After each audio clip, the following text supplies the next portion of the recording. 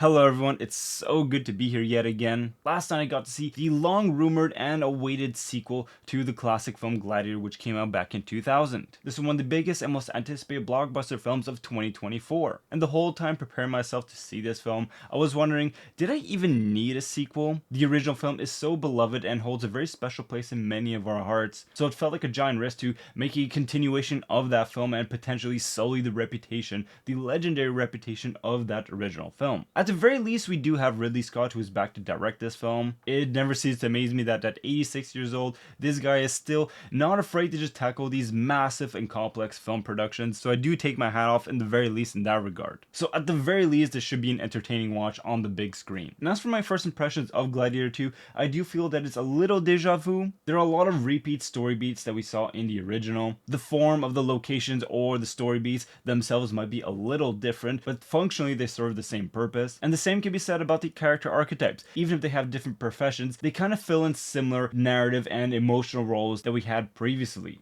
So because of that, I do find that a lot of the film was a little predictable because we already saw this happen nearly 25 years ago. I guess history really does repeat itself, doesn't it? So the film is quite predictable until the very last act of the film, which is where I personally find that the film is a bit more interesting because it starts to have some really interesting twists and turns, and it also has a little bit more of its own voice that it brings to the table. So yes, the film does very much play on nostalgia quite a bit actually. We even have a few flashback sequences and some familiar faces from characters that we've seen in the past film are returning here. But as for the new cast goes, I think they're great. Definitely one of the best highlights of the film. So let's start with Denzel Curry.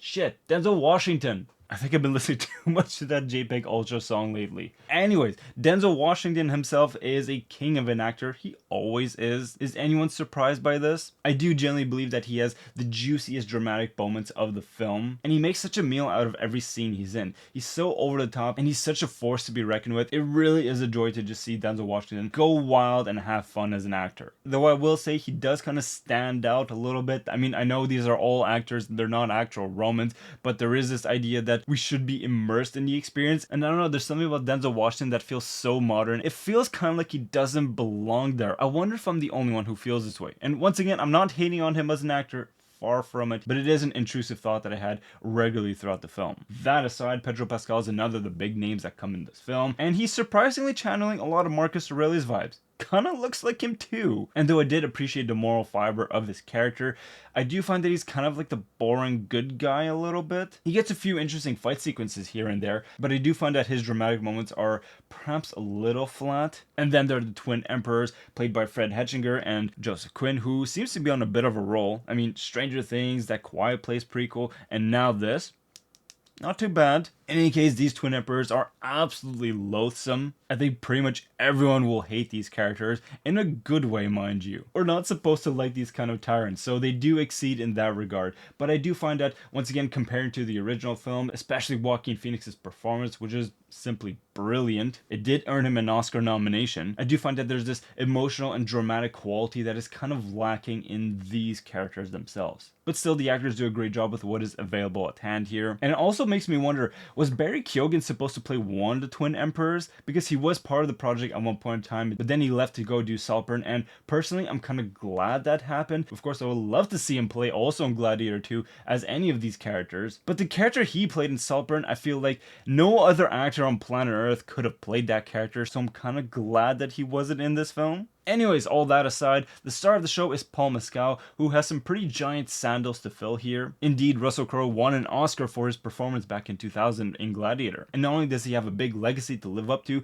this is also a pretty gigantic step up in his career. He's known for doing these very low-key indie darling films, which he absolutely knocks out the park. Projects such as Normal People, After Sun, and All These Strangers. So it is interesting to see him so effortlessly go into these much bigger and epic, grandiose kind of cinematic experience. Let me tell you, he can be quite a fearsome fighter in this film. And especially in the third act of the film, I do start to appreciate the moral characteristics of his character. But as much as I do like what Paul Mescal brings to the character over here, there are a few elements that I find a little weaker around the character himself. Primarily, I do find that he is kind of a copy-paste template of what Maximus was, which I guess should be expected. But then there's also plot twists around his character, which I think even without watching a trailer or reading anything about the film, you could see coming a mile away, perhaps even before you even step into the theater itself. I know that was the case for me and my colleagues that went to see the film. And there's also pretty gigantic character arc shift at one point in the film, which I won't go into details of course, but it did feel like it kind of came out of nowhere. And I can't believe I was thinking this, but my mind literally went to that meme worthy Martha moment from that Batman vs Superman movie. Am I the only one who's having that kind of thought? I very well may be in the minority on this one, but anyways,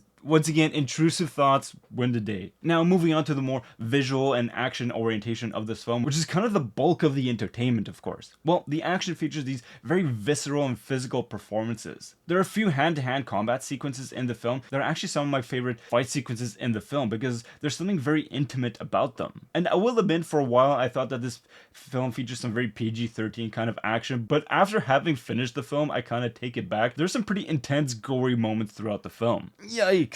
However, if I had to be critical for a moment about the action in the film, I do find that there are more action set pieces scattered throughout, and pound for pound, if I were to compare them to the original film, I do feel that the original film kind of wins on each and every one of the battles. I also do find that some of these signature set pieces of this film are kind of short-lived. Look no further than that ship battle sequence within the Colosseum that we kind of see a brief snippet of in the trailer. Like, the idea itself is super cool and kind of original too, but before you know it, it's all wrapped up and done. It's unfortunate because it feels like a real missed opportunity. I feel like there's so much that could have been done with that environment, and unfortunately the end result is kind of shallow.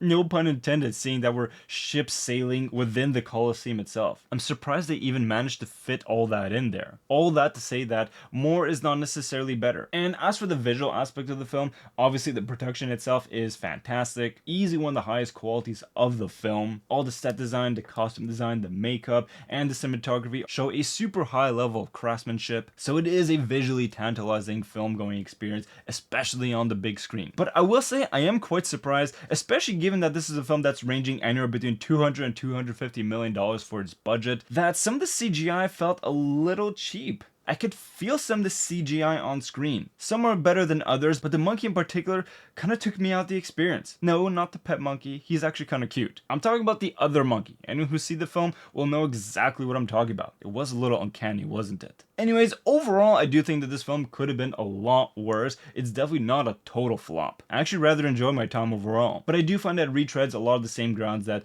the original Gladiator film did. But I will say that there's quite a lot of poetic justice in this film. These are easily the parts of the film that resonated the most with me, quoting these ancient bits of poetry or these philosophical discussions, especially when we're channeling Marcus Aurelius. Always something to learn from this feller. Indeed, I find the sequel is most useful and effective when it is exploring these ideas of philosophy and exploring the dream of Rome that could have been. These are core thematics of the first film that really give purpose to the sequel. So there are bits and pieces of this philosophy scattered throughout this very chaotic, bloody, and degenerate version of Rome that's on the brink of collapse and civil war. So overall, we were most certainly entertained watching this film, but I think I could have been okay without having a sequel. So honestly, I'm ranging anywhere between a 6 and a 7 out of 10. And let this be a brief public reminder that a 6 out of 10 is not a terrible movie. It's not even a bad movie. In fact, it's a film that I'm perfectly happy to recommend to someone and still have a very enjoyable time. It just might not be a masterpiece and might not belong in a time capsule like the original Gladiator film did. Finally, once again,